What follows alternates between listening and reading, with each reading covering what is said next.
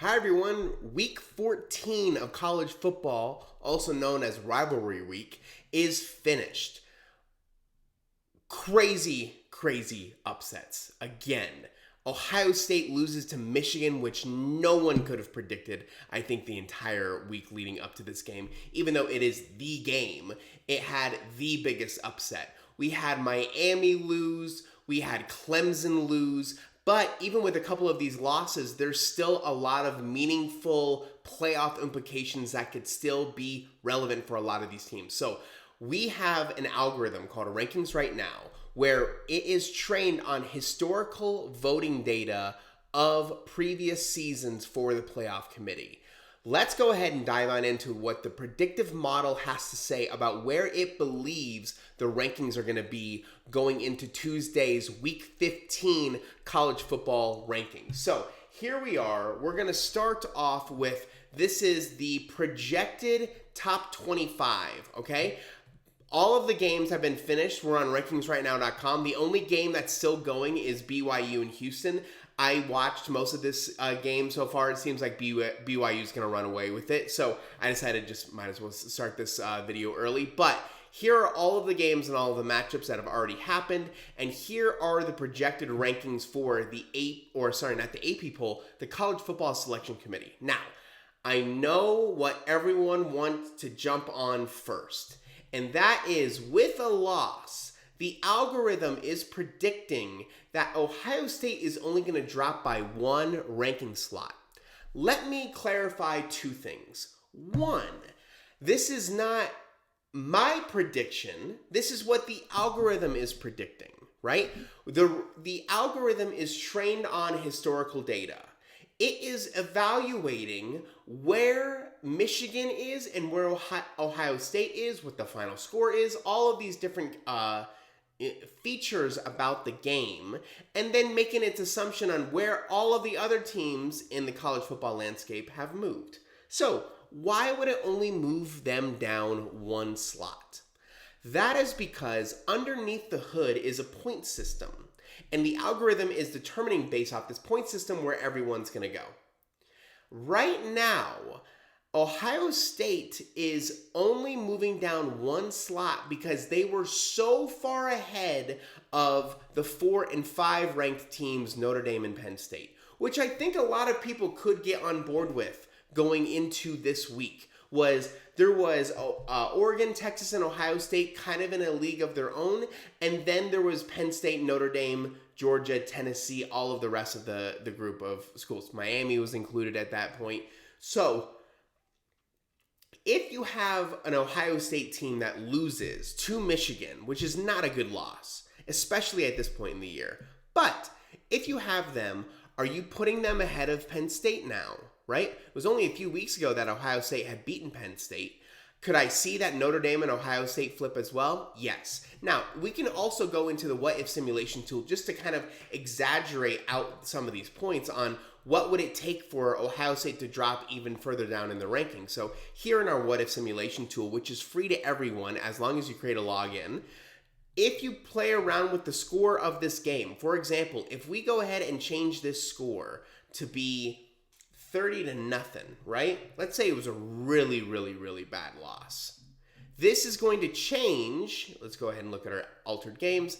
This is going to change the output of where Ohio State is going to be ranked, right? See, they fall even further down. Notre Dame would move up according to the algorithm, depending on how you view Penn State and Notre Dame. But Penn State is still behind Ohio State. So either the model is very wrong when it comes to something like this, or just naturally we believe in these things where, okay, well, if you lose, you should drop down 5 or 6 slots. That's kind of the answer. If Oregon would have lost to Washington today, do we think they would have been ranked the 6th ranked team? Probably not. We can even play with that simulation right now. Let's go ahead and go back to the original output of what had happened.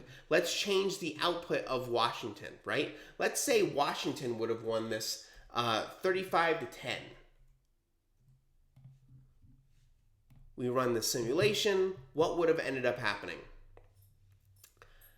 Oregon only drops down to number 2. And I think that you could you could understand that possibly, right? I don't think they're going to fall below Penn State. I don't think they're going to fall below Notre Dame. They've had a good schedule. They've played well. Like, it's this one bad game that Oregon would have had in this hypothetical. Do I think Texas would have moved up to number one after they had a pretty strong win over Texas A&M? Yes. Do I think that Oregon would have dropped to 2? Do I think Ohio State and Notre Dame maybe flip in this scenario? Yes. The algorithm is trying to help predict where these people have predicted in the past and try and mimic these types of scenarios again. So is the algorithm perfect? Absolutely not. We're going to be working on it all off season to try and make it as fine-tuned as possible and try and come up with all of the different weak points of the algorithm and really address them. But as of right now, Ohio State projected to only drop one spot according to the rankings right now algorithm. So, and by the way, let's go ahead and there's good reason to have credibility with a lot of these things. So some people might be saying, is there even should we even be trusting this algorithm? Well, the answer is yes, especially if we take a look at last week's rankings. Let me go ahead and just show our newsletter that we do. Here was the outputs of these rankings according to where the predictions were versus what happened in reality. In the top 6, it was almost dead on. In 7 through 12, it had a little bit of struggle, like a couple of flip-flops. But after that, 13 through 22, really, really good. If you were to flip Tulane and BYU and move, I think it was Clemson a little bit higher. Yes, if you would have moved Clemson up to here for the rankings right now, it would have been really, really good predictions. So this model has historical accuracy associated with it. So that's why I'm very similar to the rest of you. I'm also kind of wincing and being like, is that really going to be the case? But I'm letting it roll. We're giving you full transparency. I'm not trying to readjust anything. I'm saying this is what the algorithm is saying, and let's try and decipher why the algorithm might be saying that. So jumping into where the next big question mark is this South Carolina, Miami, and Alabama grouping right here. South Carolina has a great win over Clemson. Miami loses to Syracuse, and Alabama has a standard win over Auburn, right? It's standard even though it's the Iron Bowl. It has a lot more meaning, but let's just stick with it right there. Where would you put South Carolina and Miami and Alabama? Because this is a really tricky question. Miami has now not looked good the last couple of weeks. South Carolina has looked really good the last couple of weeks. And Alabama is just Alabama. They're just a standard, good, really strong team. They have great wins. They have a couple of very questionable losses. They lost to unranked, not good Oklahoma a couple 2 weeks ago, right? It's hard to really decipher where everybody belongs in this pack. But as a few people pointed out to me on social media, Alabama has the tiebreaker over South Carolina in terms of head-to-head competition. But that was South Carolina's last loss, and that was weeks ago. So if we just look at South Carolina's schedule that they've had over the last couple of weeks, right? Wins over Texas A&M,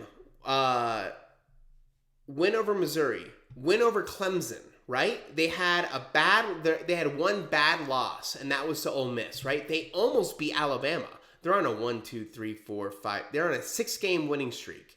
Do we believe that the committee, on something that happened at least 6 weeks ago, not including buys or anything like that, 6 or 7 weeks ago, is still a valid head-to-head determinator of these rankings? I don't know. All season I've been trying to figure out what is the definition of a ranking, because I don't believe that the committee is ranking these based off of this is the best team, second best, third best. It's really hard to really decipher what is an actual ranking. Do we believe that SMU is a better team than Alabama? Do we believe that Indiana is a better team than a team like Ole Miss or Arizona State? Maybe it depends, right? There's so much stuff that goes into it. You want to reward teams for their schedule. You want to reward them for points scored, strength of schedule, all the record, all these different types of things that you can't really quantify. And that's the point of the algorithm, is to try and quantify it so we can know it in real time and as accurately as possible, and hopefully try and determine a point system that can give us a better gauge of how these people are going to vote. So that is one of the points that I don't know what the correct ranking of these are, right? I think it's completely up for interpretation. You could move South Carolina below both of these. You could move Miami down here. I don't know. But according to the algorithm, this is where everyone's lining up. A nice win for South Carolina moves them up a significant amount, up to number 11, and in a great spot for that playoff committee. South Carolina cannot afford to be like number 13 right now. They cannot afford that because they're not going to be in the SEC championship. So an 11 ranked team, I think, gets them in. So, they would have to pray for a Boise State loss or an Indiana loss or an SMU loss in the ACC championship game. You would need a really big blowout loss to knock one of them out of the games, and you just so happen to get a bye week, and people are just looking at your last game, and that's a win over Clemson. So Clemson, though, at number 17, is in a very unique situation due to Miami losing to Syracuse, right? I don't know if Syracuse and Michigan are going to break into the top 20, but I wouldn't be surprised, right? The algorithm had them going into the game today, Syracuse at number 30 and Michigan at number 35. So they're both moving up a significant amount because they have big ranked wins now, right? Syracuse now has a top 10 win. Michigan now has a top 2 win, right? Not too many teams this year can say that. Do I know if they'll be number 22? That seems a little too high to me, but I'm curious on where the committee might land them. Clemson still has a chance to win their conference championship of the ACC if they beat SMU, right? And that's going to bring up a bunch of really interesting questions because of those teams on the bubble, right? Do you bring Clemson into the top 12 outright? Are they outside of the top 12 but are an ACC champion? That brings up a lot of weird questions because if, let's say, Arizona State loses in the championship game against Iowa State, which it looks like that's what's going to be the championship for the Big 12 championship here in a couple weeks, is Iowa State going to jump into the top 12? Are they going to be on the outside? Like the ACC and the Big 12 are in a really strange part right now, right? Everything else is dominated by the Big 10 and the SEC. So a lot of really weird movement and potential matchups for these championship games on where everything is going to fit in. And where do you rank the next top 25 so that everyone who's won their conference championship might not be a top 12 team? You might have a Big 12 team or an ACC team win their conference championship and they wouldn't even been considered for a top 12 spot to begin with. So that is a very, very strange thing that I don't think a lot of the committee were expecting when we expanded out to 12 teams. So Texas A&M is projected to drop out of the top 25 after their tough loss to Texas. Tulane is projected to have a bad drop. Right, they had a bad loss a couple nights ago. Baylor looks like they're going to get a little bit of love in the selection committee top 25. Other than that, just slight movements here and there, right? So the big ones to really take a look for in the next rankings outcome are Ohio State right here at number 3. Are they really going to drop to a number 5, number 6? If we take a look at where our AP algorithm has them falling down to, it does have Ohio State dropping all the way down to number 6, right? Penn State stays over Notre Dame, which stays over Georgia. You have Ohio State staying right here. A couple of a little bit more movement up here. Miami dropping all the way down to 15, right? The AP has a little bit bigger swings than what we've seen with the playoff committee over the years. So that is a really, really interesting point that, but Clemson's still here at 17. Iowa State's still at 16. South Carolina is a little bit further down below Ole Miss, right?